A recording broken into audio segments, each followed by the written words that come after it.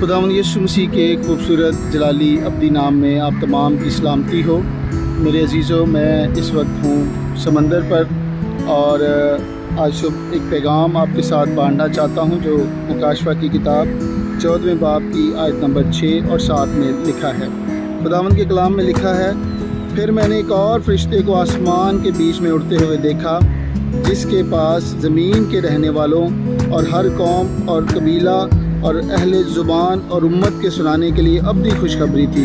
और उसने बड़ी आवाज़ से कहा कि खुदा से डरो और उसकी तमजीद करो, क्योंकि उसकी अदालत का वक्त आ पहुंचा है। उसी की इबादत करो जिसने आसमान और ज़मीन और समंदर और पानी के चश्मे पैदा किए। तो खुदावंद इस कलाम के वसीला से आप सबों को बरकत दे।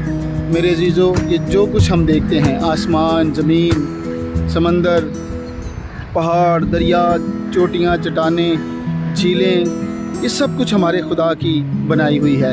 हमारे खुदा ने हुक्म दिया और ये सारी चीज़ें वजूद में आईं। तो हमें खुदावंद ही की इबादत करनी है, उसी की तमजीद करनी है। इज़्ज़त भी उसी की है, क्योंकि वही इज़्ज़त, तमजीद, जलाल, कुदरत, सिताइश, हम्द के लायक है। तो इबादत भी उसी की करनी है और इबादत उसकी शान के मुताबिक करनी है। क्योंकि आज हम देखते हैं कि हर कोई इबादत करता है, लेकिन इबादत खुदावंद के शान अक़दस के मुताबिक नहीं होती। इसलिए फरिश्ते ने कहा कि खुदा से डरो, डरते हुए, कांपते हुए, उसके हुक्मों में मसरूर रहते हुए हमें उसकी इबादत करनी है। क्योंकि आज इबादत का तरीका बदल गया है।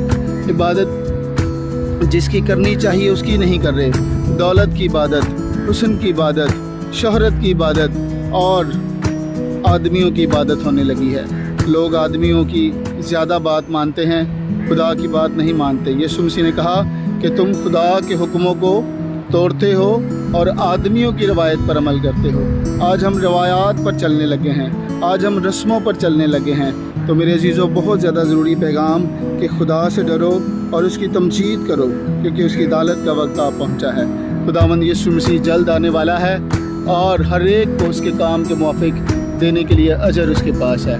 तो खुदावंद आप सबको बरकत दे कि आप ज़िंदा खुदा की इबादत करें। जिस तरह यीशुआ ने कहा कि अब रही मेरी और मेरे घराने की बात, हम तो खुदा ही की इबादत करेंगे। खुदावंद आप सबको बड़ी बरकत दे।